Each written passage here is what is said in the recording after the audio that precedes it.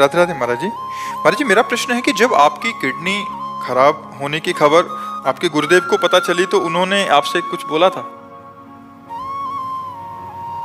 उन्होंने बस जब हमने कहा हम कोई दवा नहीं लेंगे, मर जाएंगे, तो उनका नहीं, रोग रूप से भगवान आए हैं तो औषधि रूप से पूजा कीजिए, यही वचन थे कि रोग रूप से भगवान आए तो औषधि रूप से उनकी पूजा कीजिए। रोग रूपी भगवान की दवा रूपी पदार्थों से पूजा हो रही है, बस ये है।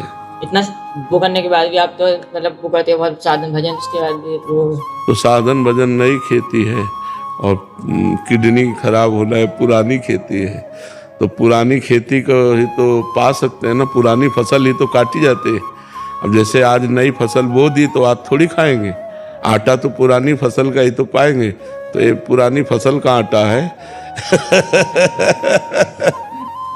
आज इस जन्म में हम साधन भजन कर रहे हैं, लेकिन पूर्व जन्म में पाप कर्म बना तो उसका फल भोगना पड़ेगा। राधे राधे महाराज जी। महाराज जी, मैं इस जीवन को केवल हरि के लिए रो रो कर खत्म करना चाहती हूँ, सांसारिक दायित्व भी निभाना चाहती हूँ। महाराज जी, ऐसे में दोनों कैसे हो पाए? क्यों नहीं हो पाएंगे? रोटी बना रहे भगवान का स्मरण करते हुए, झाड़ू लगा रहे भगवान का स्मरण करते हुए, जो परिवार की सेवा कर रहे हैं भगवान, गोपीजनों से बढ़कर किसी का प्रेम होगा क्या? और गोपीजनों की दिनचर्या देख लो, घर को लीपना, गौ को धोना, दही बनाना, दही को मक्खन बनाना, मक्खन को घी बनाना, पूरे परिवार की पति पुत्र आदि की सेवा करना, और श्री कृष्ण प्रेम की ध्वजा कही गई गोपी। और गोपियों ने कोई सन्यास वेश धारण किया, या गोपियों ने कभी हाथ किसी गोपी का चित्र दिखाओ जिसमें वो माला लिए हो? कभी नहीं। और भागवत में वर्णन आया, कोई धान कूट रही, कोई लीप रही, कोई बच्चे को दुलार कर रही, कोई पति को सेवा कर रही, परिवार, लेकिन मन की वृत्ति श्री कृष्ण में लगी है। ये बात मन की वृत्ति, मुरारी पादार्पित चित्त वृत्ति, विक्रेतु कामाखिल गोप कन्या, मुरारी पादार्पित चित्त वृत्ति, दध्याधिकम मोह वसादोचद गोविंद दामोदर माधवेति। वो दही बेचने जा रही पर इतनी मगन है कृष्ण में कि कह रहे कोई गोविंद ले ले, कोई दामोदर ले ले, कोई माधव ले ले। मतलब कितनी उच्च कोटि की अवस्था है कि क्रिया सांसारिक है और स्थिति भागवतिक है। इसीलिए परमहंस सुखदेव जी और परम ज्ञानी उद्धव जी, बड़े बड़े महात्माओं ने गोपियों की चरण रज वंदना की, क्योंकि गोपी की स्थिति, क्रियाएं सांसारिक और स्थिति भागवतिक, यही तो कमाल की बात है, यही तो खास बात है। तो आप अगर भगवान के प्रति जीवन समर्पित करके नाम जप करते हुए परिवार की सेवा करें तो हमें लगता है बहुत अच्छा रहे। महाराज जी, मैं खुद पर आत्मविश्वास कैसे बनाऊं? मेरे जीवन में बेपरवाही कैसे आए? जब हृदय पवित्र हो जाता है तब ये आता है। जो आत्मविश्वास शब्द है, जब हृदय पवित्र हो जाता है। हृदय पवित्र होगा नाम जप से, परोपकार से, तीर्थ सेवन से।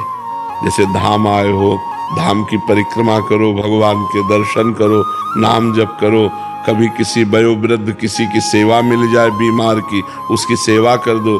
तो जब हृदय पवित्र हो जाएगा तो आत्मविश्वास बढ़ता है, और विश्वास जहाँ बढ़ा तहाँ भक्ति हृदय में आ गई।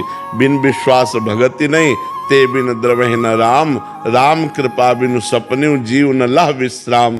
बिना विश्वास के भक्ति नहीं, बिना भक्ति के भगवान द्रवित नहीं होते, बिना भगवान के द्रवित हुए जीव का परम कल्याण नहीं होता। महाराज जी, जैसे कि असफलता जब मिलती है, असफलता पर असफलता जब मिलते जाती है तो उस समय अंदर से कमजोर हो जाए आत्मविश्वास नहीं। हाँ, ये जरूर बात है भजन की कमी के कारण, लेकिन असफलता ही हमें सफलता का मार्ग दिखाती है।